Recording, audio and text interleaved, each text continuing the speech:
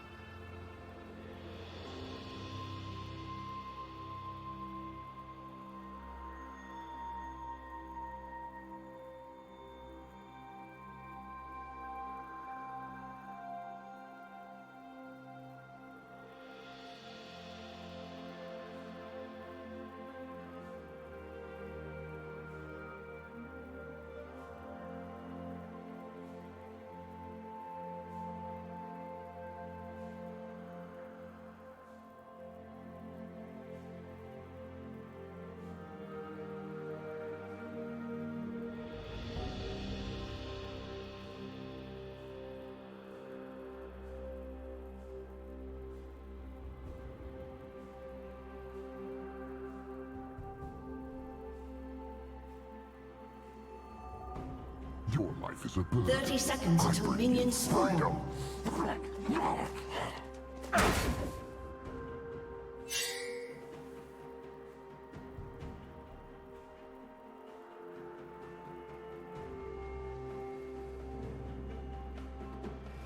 All right, Summoners, welcome to the Rift. My name is Hawk. I am joined by Cole here in the Titan Esports Conqueror League. Week 2 between Oasis Lotus on the blue side and Radiant Storm Rampage on the red side, as we do have some trading in the River Fortress door. Just going to walk himself away, but I am so excited to be here. Cole, how are you doing, my man? Well, it's a great day for some League of Legends out here. Looks like things on the Rift are going not so swell for this Nautilus. Took a little bit of poke here, but I'm just glad to be joined in this game after the little bit of issues with our first streamed game, but we're still here back. Got to keep the show going. So what are we looking at here for this early game? Yeah, so as far as this early game, definitely, you know, something to be expected for the side of Ashe, getting his leash start on the blue buff on this Hecarim, you know, wanting to just get off as quickly as possible to start farming quickly, because as we were talking about sort of in between the draft and the start of the game, was that Hecarim wants to stay even with the pace of the game, farms very quickly, and then becomes a massive skirmish threat. But I do like the play here from Reedy, starting on the opposite side of the map, sacrificing just a bit of tempo to potentially try to make a play here on a volatile, I'd say, bot lane with two decent engaging supports and the slows coming through from the Ashe. So definitely something to keep your eyes on as we continue on in this game, but unsurprisingly, both lanes, or all three lanes, I should say, just going to be farming out, trading back and forth. Yeah, and it looks like Zinzel, like you said, is pathing towards his bottom here, and Hecarim's actually pathing top. And do you think there's any potential with this Hecarim top side? Do you think he's just going to go for the crab? Because Ord normally has a pretty alright first push. It looks like Ord does have this push into Poppy. Or do you think he might be going for something a little more dangerous topside, trying to get this lane, which we know is normally Poppy favored ahead? Yeah, I would imagine, you know, early shove definitely going to go the way of Captain Phil. GabGod knows that his jungler's pathing away from him, so he's not going to want to overextend himself in this lane. He can assume as well, based on where the bot lane started out and the vision control that they did indeed have at the time, that Hecarim will be on his side of the map. However, not really trading favorably into this war, and Captain Phil has managed to find some good searing charges here onto this Poppy. GabGod not taking the W, the steadfast presence, which is really what gives Poppy some of the edge in this matchup, not until level 3.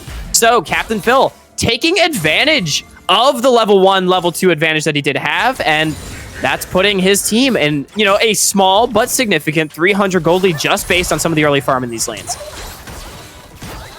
Yeah, I mean, and look, he even got some vision down in the jungle, and he knows that Zenzel is pathing bottom.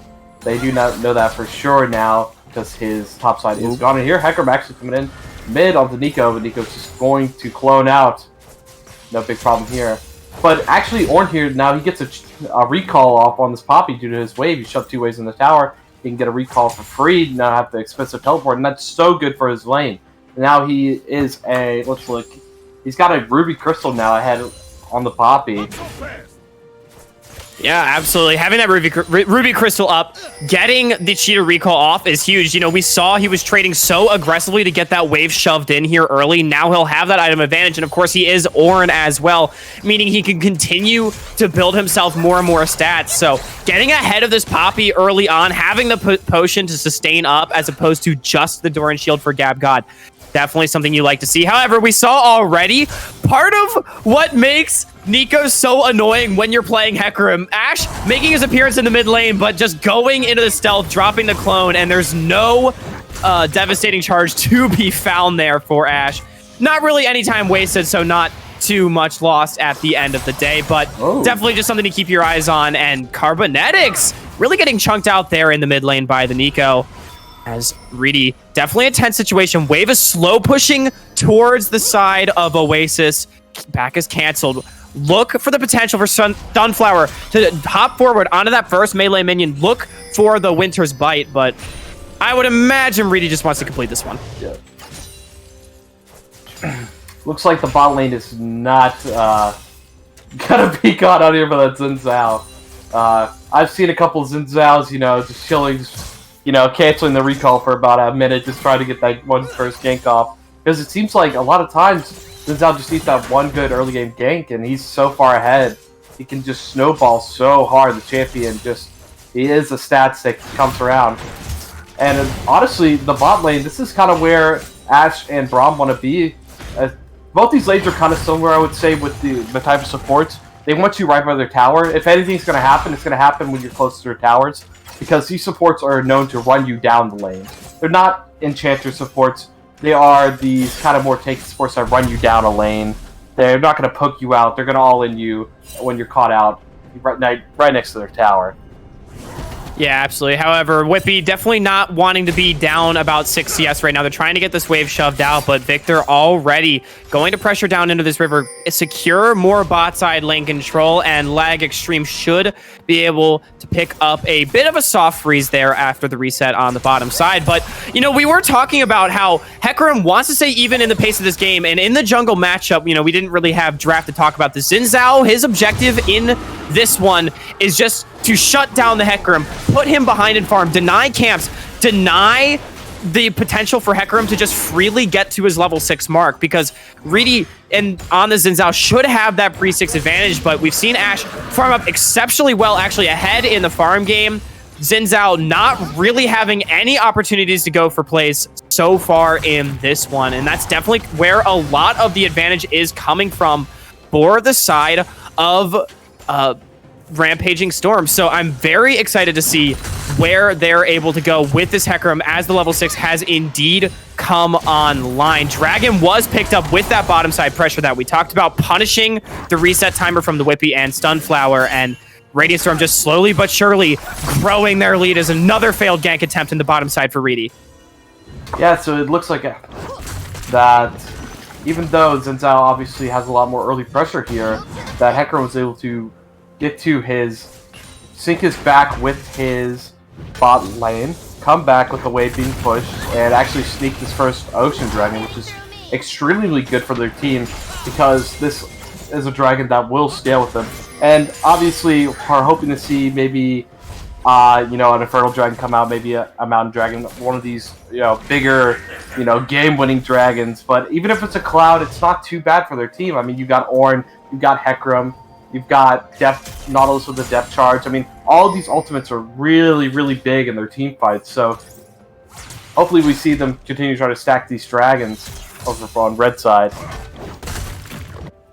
Yeah, definitely wanting to sack those drags. And now, look at that. The 8 minutes has struck. The dragon is down. They're going to rotate their pressure up to the top side of the map, pulling up Fortress Door on the reset.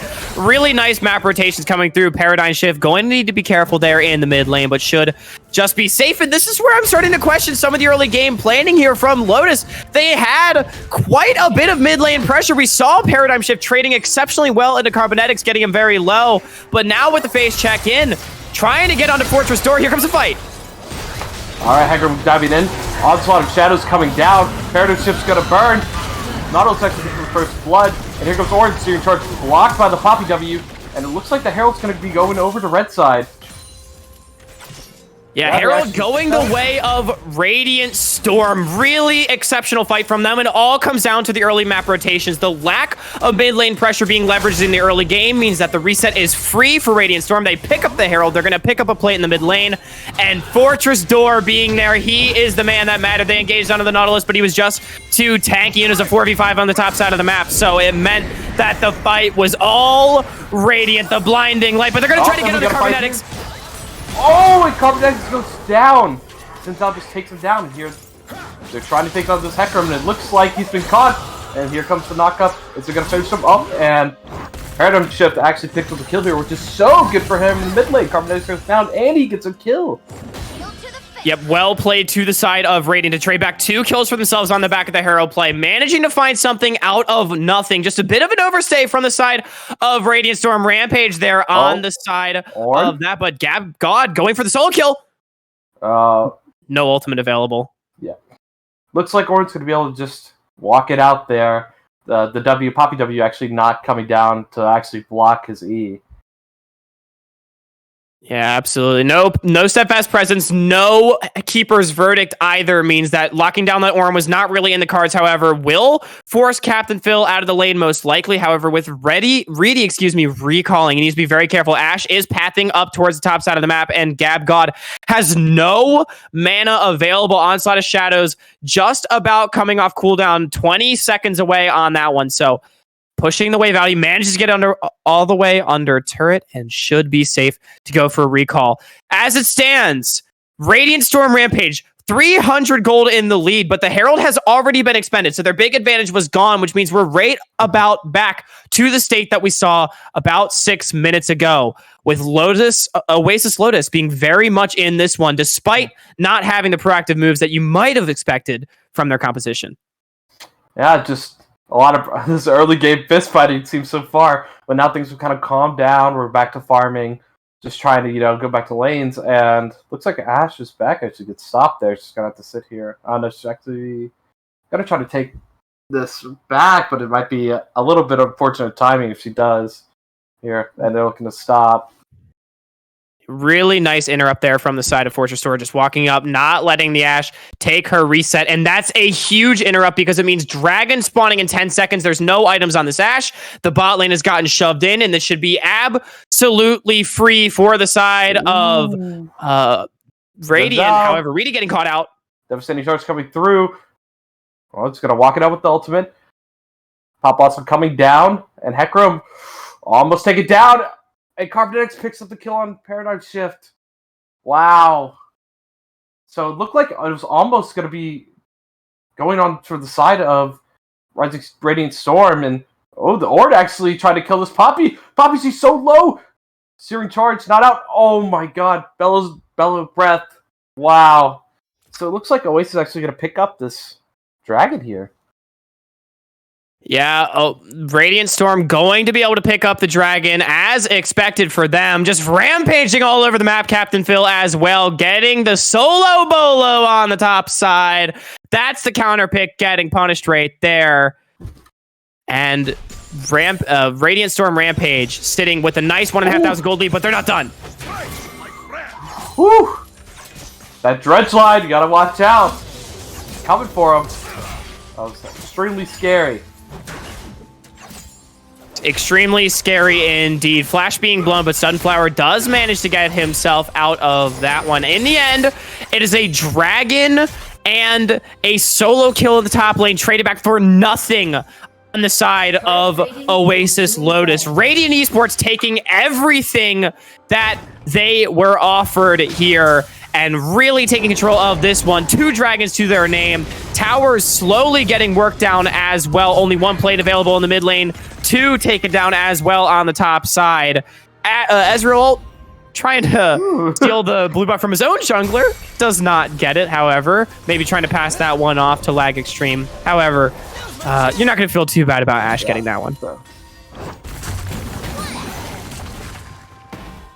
Yeah, Radiant here just looks like they're just drowning in gold now. So now they're almost, 600 gold ahead now. And this Ornn, he's got a solo kill on the Poppy, which we thought that the Poppy, normally she does win this lane. but it looks like Orange able to, you know, craft himself a little advantage here. And mid is honestly just a fist fight. Looks like kills are being traded all the time.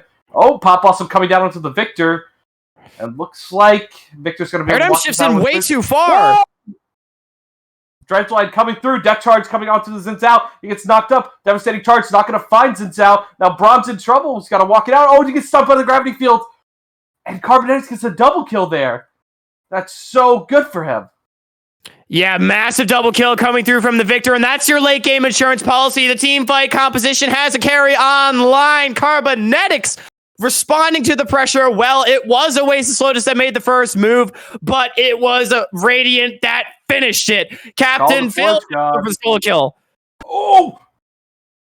It's just barely not enough damage. Yeah, barely not enough damage. Oh, here comes Hecarim. Oh! And what? Gonna go down to the... Wait, what? Ash getting the kill with the auto attack. The damage still goes through on the devastating charge, despite the knock-up getting canceled. So it is a kill going on to this Hecarim, and it's all Radiant everywhere. Lag Extreme just going to walk away from the winner's bite. Reedy, he still wants a piece, but Flash Arcane Shift available. Think he's going to be safe TP. Flash gonna have to be burned there to dodge the Enchanted Crystal Arrow coming through, and a teleport expended by the Ornn here on the side of Radiant, just trying to protect their ADC here.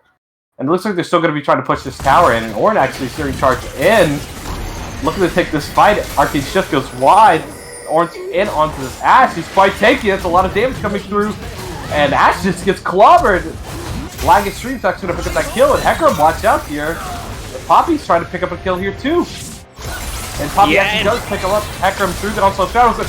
And, oh my god, it's not over, they're still going. Robin, here he's a 1v3. Pop Blossom coming in. Paradigm Shift, you're in the middle of 3 people, and you're going down, and now Ezreal has a double kill. Wow. And Radiant is now so far ahead in terms of kills. And it looks like more than a 4K gold lead now.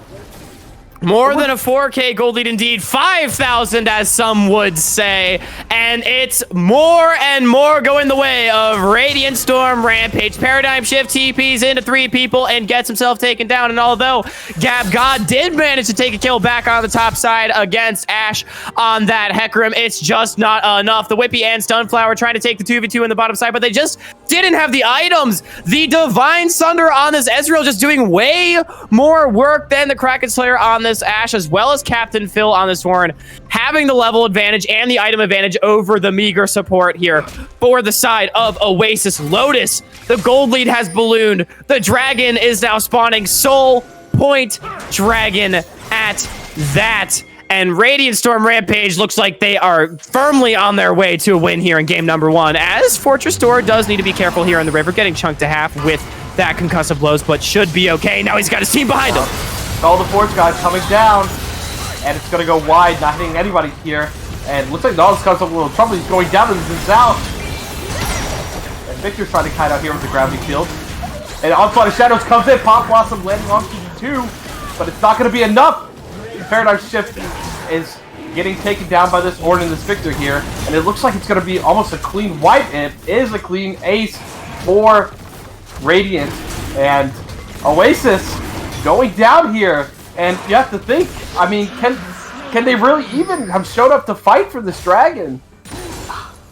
Looks like they just at this point, you'd have to say that Oasis's options were indeed limited here, as you know, they're already behind about 5,000 gold. They don't have any pressure in their side lanes. Poppy, not exactly the best pusher. Likewise, Nico, not having any sort of solo pressure. Their team fight, or their team composition, excuse me, is built to skirmish, is built to team fight. But when you're just at this gold deficit, the hard scaling composition of Radiant Storm is just too much. However, Gab God.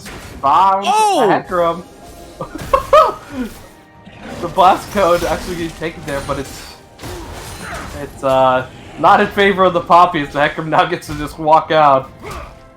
Yeah, so interesting interaction there. Steadfast Presence blocks all dashes, right?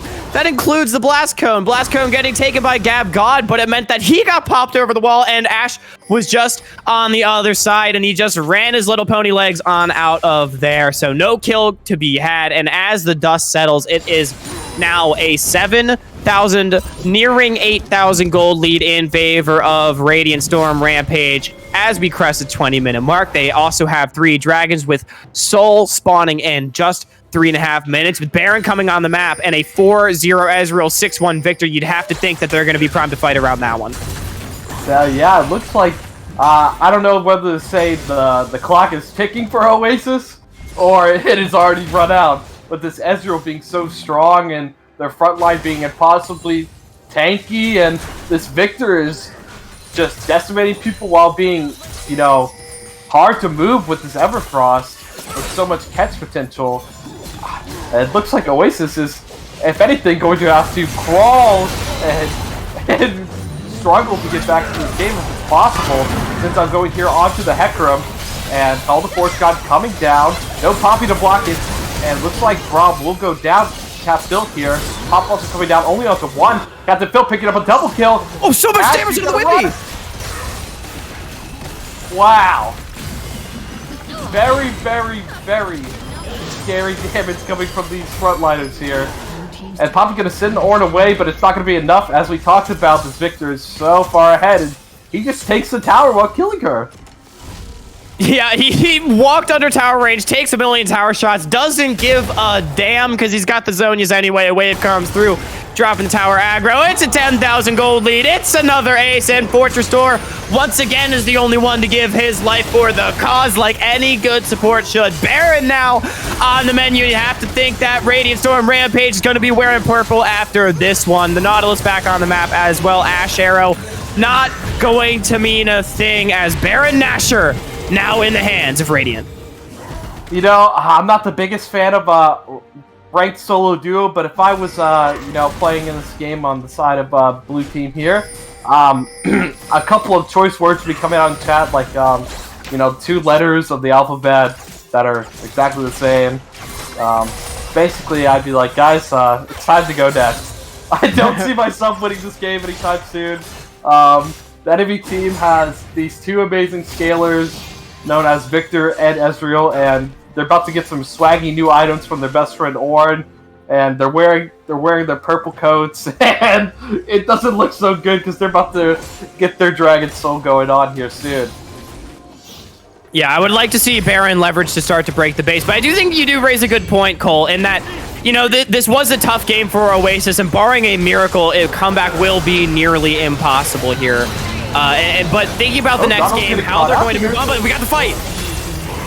And Hecarim Call the Force God coming through, completely whiffs here, and looks like even though Oasis find themselves a little bit of a good angle onto the Nautilus here, it is just the Nautilus let alone, and the enemy and Radiant is just so strong. It doesn't matter what fight you take; it could be the best fight ever. They're still just gonna outstat you because they're so far ahead. And it might look like that might be the beginning of the end for Oasis here, as their base is definitely going to feel the pain from a couple of their members being down. Yeah, but the death timers are so short. Radiant can't actually end the game. It looks like they're just going to grab an inhibitor, maybe 2 off the back of this one, but it wasn't even the best fight ever for Oasis. Lotus, Gab God didn't have teleport available for another 20 seconds. He wasn't able to join the fight, so it was a 4v5 after all, and you're hard-pressed to win a 4v5 the other way if you're Oasis, much less against you. So although they once again managed to take down Fortress Door, it just ends up being a losing fight. They're still going to posture around this Infernal Dragon, but the health regen is coming through. Mana is a little bit low on Carbonetics. You have to keep an eye on that one. Fortress Door going to try to frontline, zone out the jungler.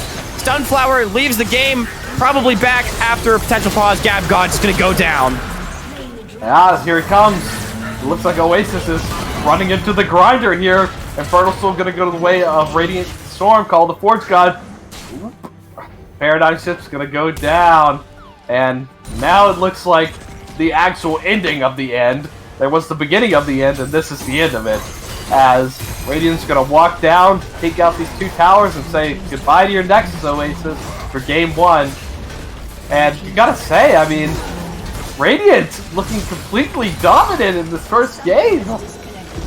Radiant looking dominant indeed. A 24-minute stomp coming through. 27-6 is the kill score. 16,000 is the gold lead. 1-0 is the Nexus score in this series. Radiant Esports Rampage finding the first game of the series. And if I'm Oasis Lotus, I'm already thinking about how I can improve from this game. And you know what?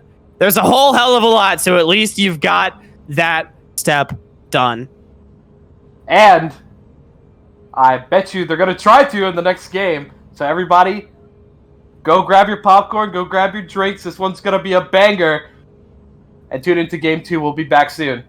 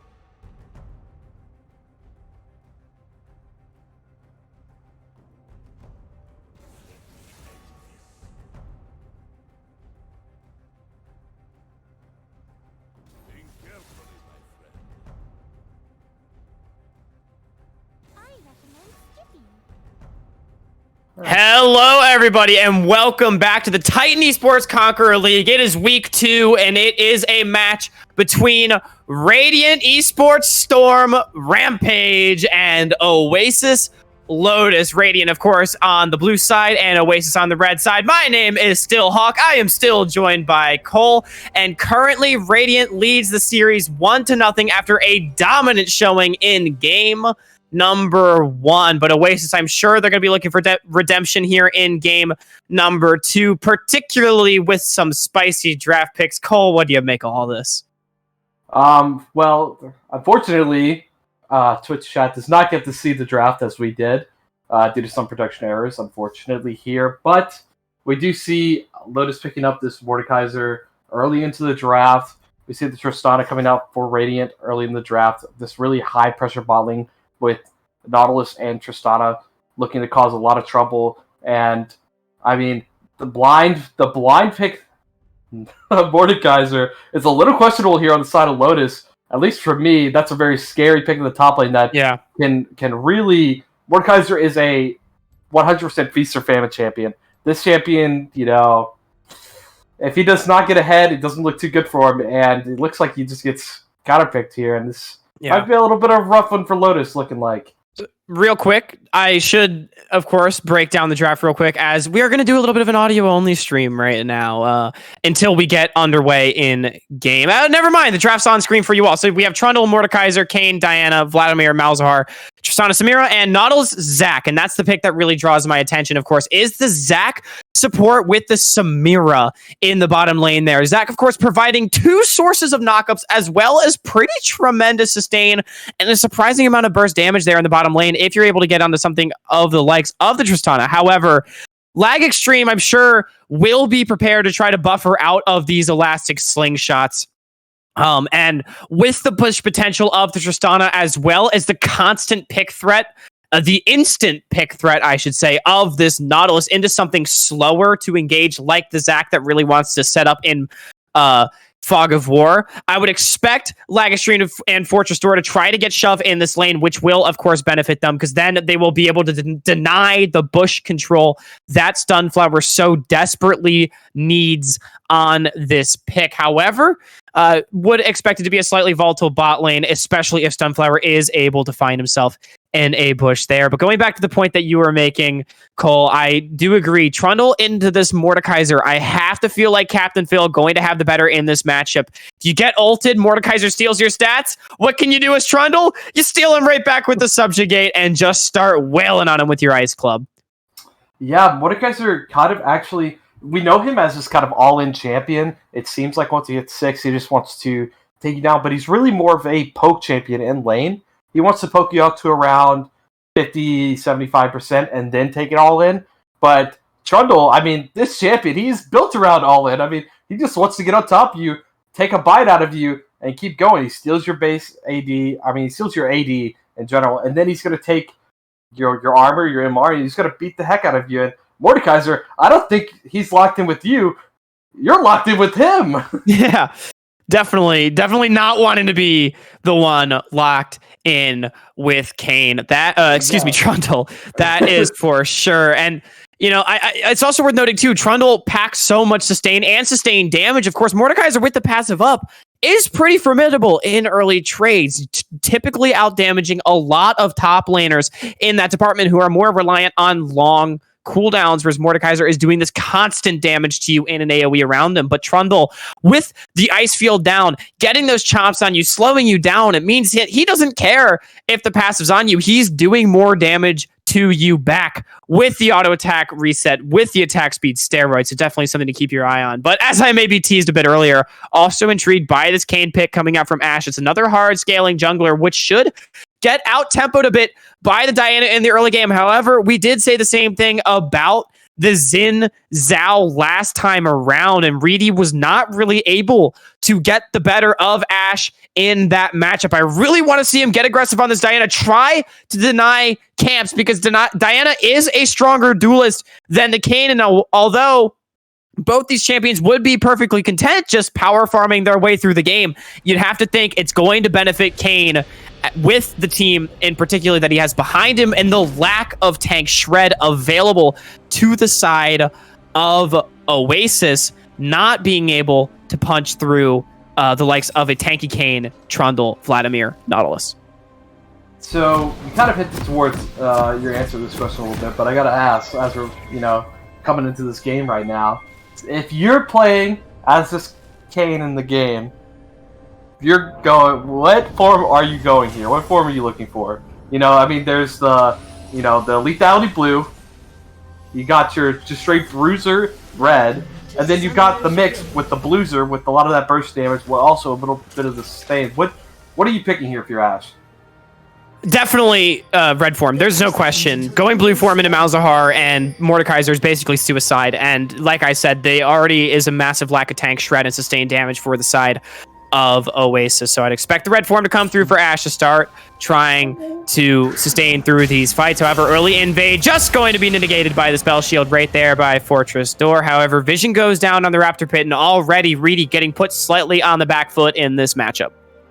Yeah, Diana was chilling in the bush, and he saw the big spaceman walk up, and Diana had to peace out, and it was kind of scary there for a second. Thought she was going to get picked out, but nope. And Malzahar just gets his shield popped and a little bit of poke, and not too much besides that. Everybody's going back to their normal.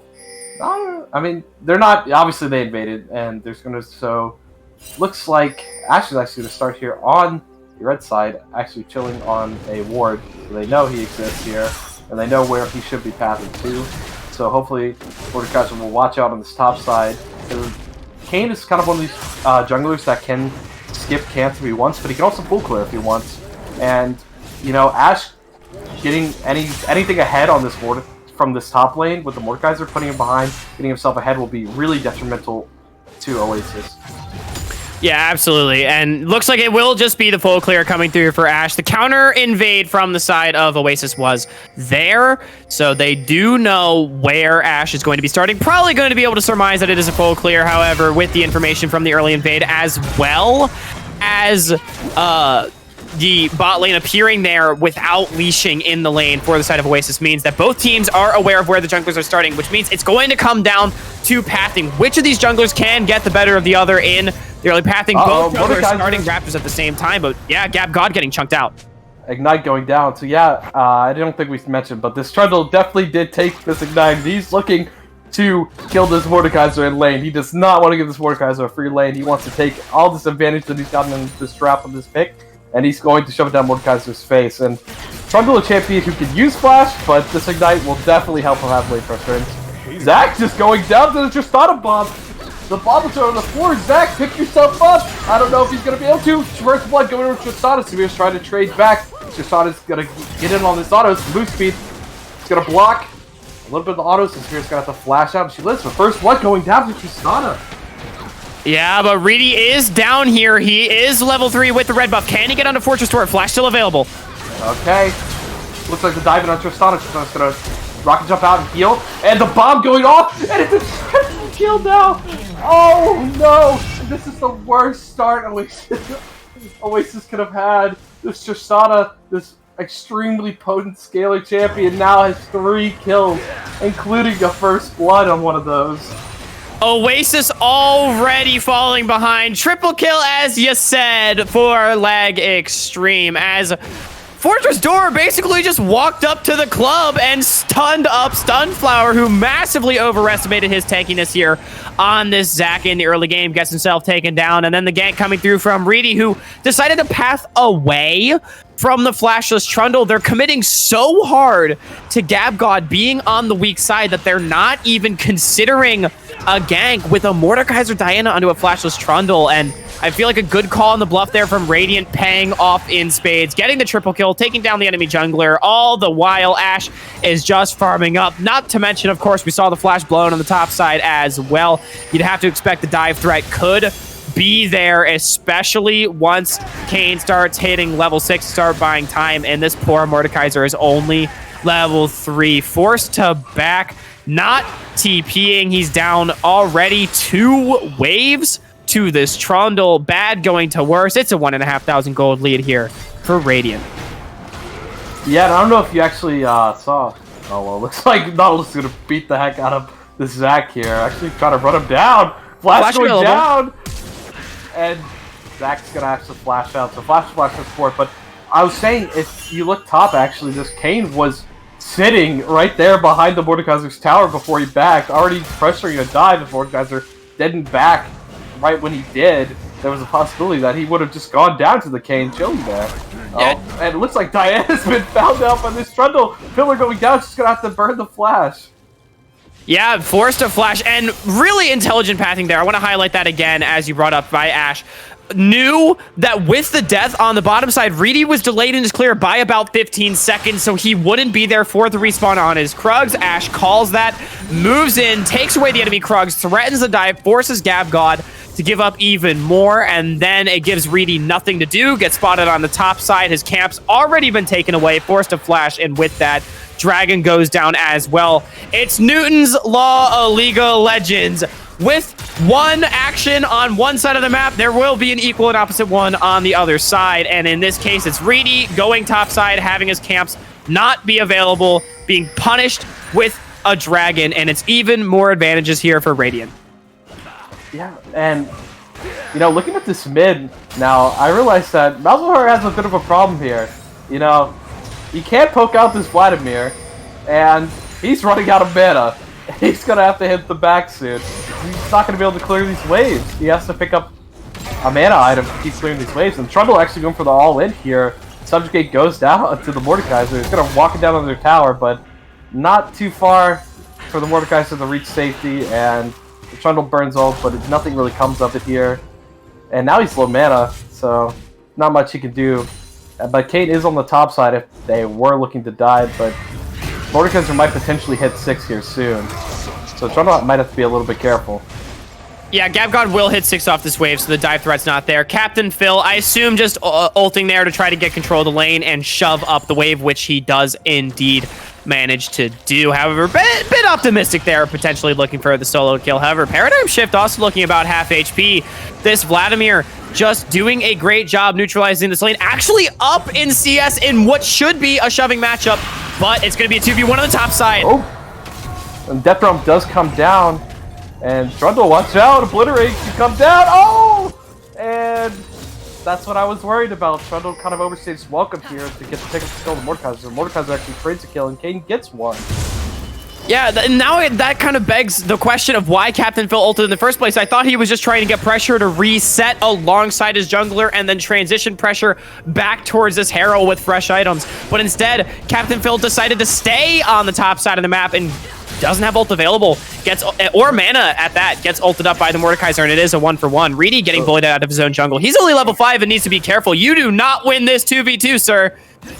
Yeah, definitely now with Death Realm down, this 2v2 is not going to go on the side of Oasis. And the legendary fight over Krugs has finally finished.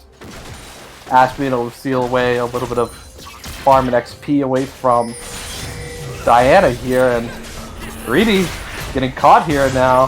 Does have Moonfall available, but there's 3 members of Radiant here, and I don't think you want to fight it.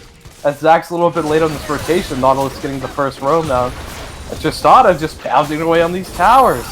Yeah, Tristana's so far ahead that even with her support not there, she can just freely push in. It's the same roam that we saw last time. They're going to fight around the Herald. All right, Moonfall going down. Oh, big boy takes down.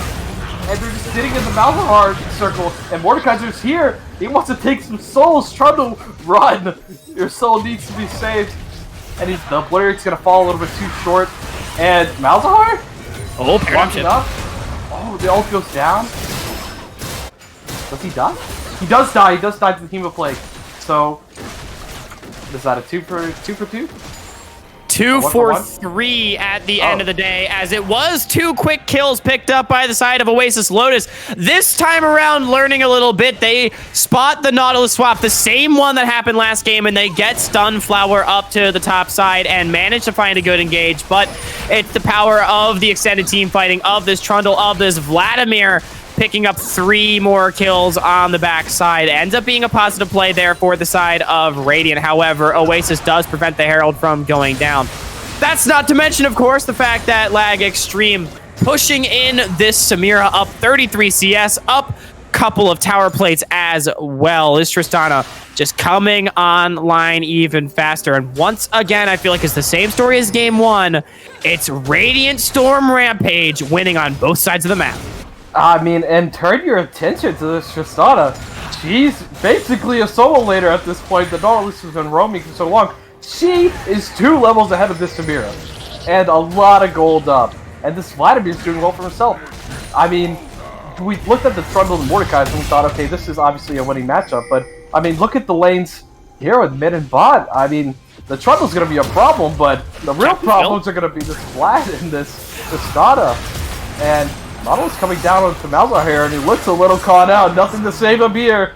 And Carbonetics picks up another kill. 3-0 now.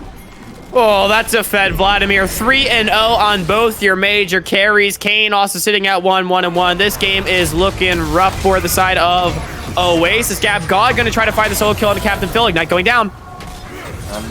Another Obliterate might just take it, and Captain Phil, I mean, a little greedy now. It looks like he's completely lost his lead. Like I said, Mordekaiser is a snowballing champion. A lot of these really strong early game champions like Trundle can snuff him out from his edge early game, but if Mordekaiser picks up a couple kills, I mean, he got 1 free kill on Captain Phil and another free one there, and now Captain Phil has to watch out because he's no longer the winner in these 1v1s. Mordekaiser is a stat stick, you know, at the end of the day, and he has the stats now. Yeah, stats definitely there. The Leeching Leer, I feel like I need to do so much work in these extended fights between the two. I'd also expect a Seeker's Arm Guard to be next on the docket, as well as potential plated steel caps. That's the name, not Ninja Tabbies. Struggled there Not for anymore. a second, but yeah, I know I'm still you know, a season 10 boomer or something like that. I'm a But season 10 survivor. season 10 survivor right here. But yeah, I mean, I feel like Captain Phil, like you said, getting a little greedy. He just took a couple tower shots for no reason and then still thought he could win the 1v1, which, spoiler alert, you can't do that, unfortunately. Lag Extreme just going to rocket jump out of dodge. It's still a 4,500 gold lead for the side of Radiant Storm. It's also a 2-dragon lead. They are sitting very well in this game, but an unchecked Mordekaiser being able to remove one of your carries can definitely become a massive threat, as there is potential for a 2v2 here on the top side. But Carbonetics, look at that coordination. Immediately, he sees Diana on the top side and starts walking into the river. Bot lane problems here. And looks like Zack and Samir going in. Oh, we're so close to the Inferno trigger. Will it go off? And the flash in by Samir gets knocked back on the Tristana, but Tristana's still going down. And will Nautilus fall? Is the shield back up in time? It is not. Flare going to take him down. It looks like Mordekaiser's running away from his own problems here. And is he able to walk No it flash. out? Oh, Run! Run! Oh! Rampage. Yeah. Was not safe under the tower. Flash from the Vlad going in. But look at this bot lane. It's switched. They just won the 2v2. yeah, the Zek support finding the engage right there. Manages to hit Lag Extreme. Reedy has flash, going to be forced to use it over the ice pillar, but he does get his red buff at least. Flash for a red buff, probably not worth it, but you do what you can on this Diana when you're O2. But to go back to that bot lane fight, just so much AoE coming through from the Zek and Diana. The engage was good, as I don't think Paradigm Shift will be able to find this kill. These teams just don't want to stop fighting. They don't want to let me have a word. And Paradigm's just going to have to flash out Subscadius down onto him, but it looks like he will be running for his life here, trying to defend this tower. And looks like Nautilus, he doesn't care. Oh, Moonfall, and a little bit of greedy, and they're just giving over so many kills. They're Just like- being so greedy. Just like that, gold lead shrinking to just 2,000 now. Greedy indeed, Cole. You said it best, just diving under the turret, but the Diana counter gank comes through. The ultimate comes through.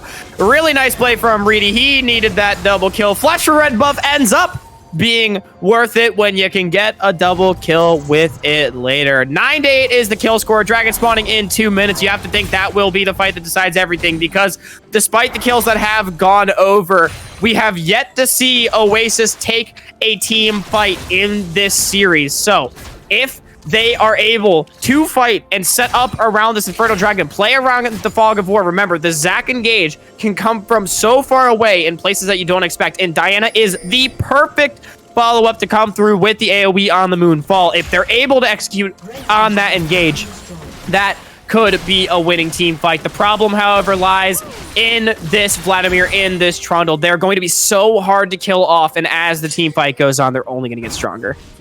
And see, when it comes down to team fights with this Trundle, I mean, this pillar has a lot of value, especially on the Samira and the Malzahar, these champions without any really innate mobility. Samira can't dash unless it's to an enemy or a minion, enemy minions, so if the Trundle pillar goes down, there's only one way to get out, and it's either some kind of sneaky dash through the Trundle, or it's straight into the enemy team. And I just have to say, I mean... It really tells me this plan's going to be straight into the enemy team. Captain Phil doesn't seem like he's going to be running away. Yeah, it just seems like, I think Radiant heard us and knows that we just want another banger game, so they're like, oh, we'll do a little bit of trolling, a little bit of, you know, greedy play, you know, limit testing, if you will, as my friends in solo queue like to say. And now this game might just, like we said, be one team fight into a total switch up of who's coming out on top. I mean, the Samira and Mordekaiser, they only need one mistake, and it could be a team wipe. Absolutely, and really hard commitment here on the Dragon from the side of Oasis. They're giving up 2 towers here on the top side, as well as all side lane gold and mid lane as well. They're giving up all 3 of their waves to try to get favorable positioning around this Dragon. However, with the lanes pushed up and Malzahar on the top side, look for potential flank. No, it will just be the trade of gold here. 2 towers and 4 waves of minions being traded for a single Infernal Drake. So the soul stacking is delayed by 5 minutes, but the gold lead does grow. It was a 2,000 gold lead after the last fight. Now, after the Dragon, it has ballooned to a 5,000 gold lead. Those tier 2 turrets just give so much gold now, going into the back pocket of Captain Phil, becoming one of the richer people in this game. 6,200 gold to his name, only behind his mid laner and his ADC in this one. Rift Herald as well, going to be traded back, so it will just be a 1-for-1 neutral objective trade with massive gold advantage going the way of Radiant Storm.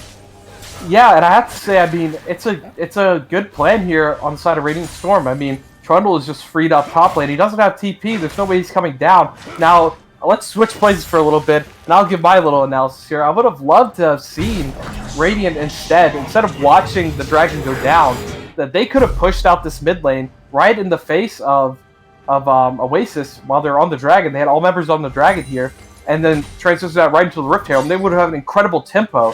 I mean, they could have even pushed down this mid some if they wanted to, and grouped up with the Trundle on top side and pressured this inhib a little bit if they wanted to. But it looks like they were a little bit slow to figuring out what they exactly wanted to do with this pressure that they had and the time that they had while Oasis was taking that Dragon. Yeah, absolutely. Definitely getting a lot, maybe a little bit of indecision there on whether or not to take the Dragon fight. But I feel like at the end of the day, it was Radiant just saying, oh, you want to hard commit everything on the map to this Dragon? Well, we don't even need it. We'll just take all of the gold instead. Maybe could have gotten a little bit more, maybe not. But at the end of the day, it is definitely an advantageous play and putting them in a good spot. Once again, fighting for the red buff. Greedy. Not going to get saved this time. Ooh, Moonfall does do a lot of damage, but Tristana is now free hitting up, the Ignite going down, and Zach's on the ground, and Mordekaiser sending Trundle straight to the Death Realm. Run, Trundle! Run! Mordekaiser, what's your soul? And we didn't find the team fight at Dragon, but it looks like we found it here at Oasis's red buff. Fool me once, shame on you. Fool me twice, shame on me. Reedy once again checking out his red buff. This time around, Flash was not enough to save him all. And although there was big damage put down there by the Moonfall, it ends up being a 2-for-1 trade as Ashe burns down while in the Kayn ultimate from the Malefic Visions there on the Malzahar. So kill going over, as well as I believe the red buff gold was picked up by the side of Radiant. So another small fight going their way. It looked like it could have been bloody, but you have to say, Lag Extreme getting chunked out so heavily by that Diana was pretty critical. Although the fight was lost, I feel like if Lag Extreme was full HP, he would have started to jump forwards in that fight and cleaned up even more kills. But with that being said, Dragon now in 2 minutes, and we'll have the same dance that we had just 5 minutes ago. Let's see if Oasis learn anything about their Dragon setups. We'll see if they can spread out the map a little bit more while still controlling vision around it. But it looks like Radiant, they don't even care about the Dragon. They're interested in Baron.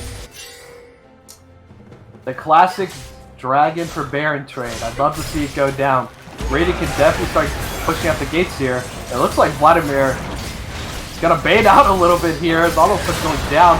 Samir is actually being attacked by this Kane, and Kane is now inside of her, but he's a little deep. Oh, Zach has to go down. Moonfall is huge. Inferno trigger going down, and Radiant bit off a little too much. Bit off a little too much indeed. It is Oasis Lotus in this one. Just as we were saying, they hadn't won a team fight yet.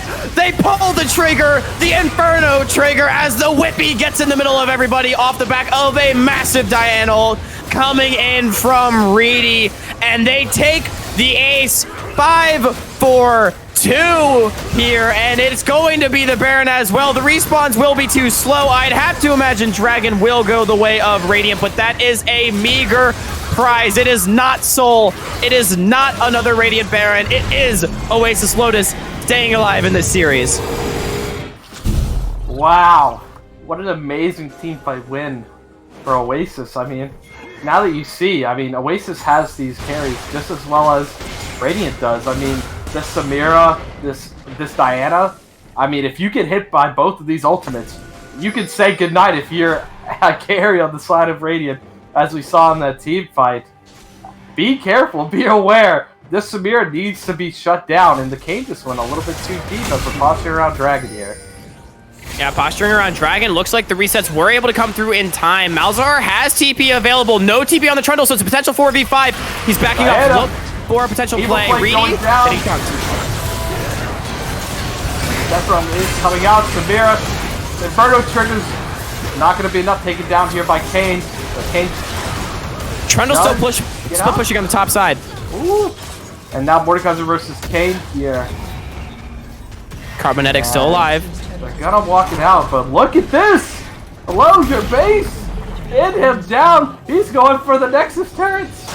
It's a trap, said Admiral Akbar, as Captain Phil just going to walk it down. Gab God does get the reset off. You'd have to imagine that the game will be saved. Captain Phil might give his life for the exchange as well, getting chunked to half. Will he just die to the inhibitor turret? 1, 2, 3! There he goes. It's an execute, but it doesn't matter. Soul point going to be picked up. The inhibitor is picked up, and it looks like Radiant learned their lesson in this fight. They don't group up for the Diana. They don't group up for the Samira, and although a couple of them ended up going down, it was not enough. Oasis Lotus just didn't have what it takes, and Radiant restamps, I should say, their hold on this game. Yeah, the Diana actually just went in a little bit too deep onto that Vladimir and got chunked out, and Vladimir said, "This is my time."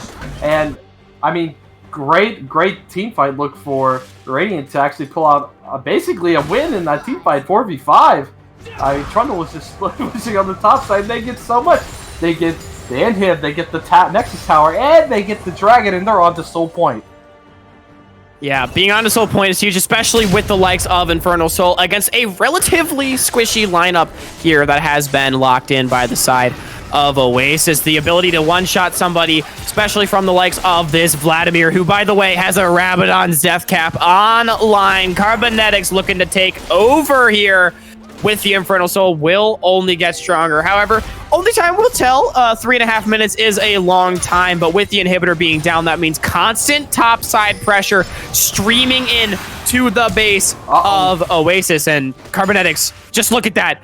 The ultimate alone and the threat forcing Paradigm Shift to instantly flash away. And that's just one more tool that won't be available for the next team fight.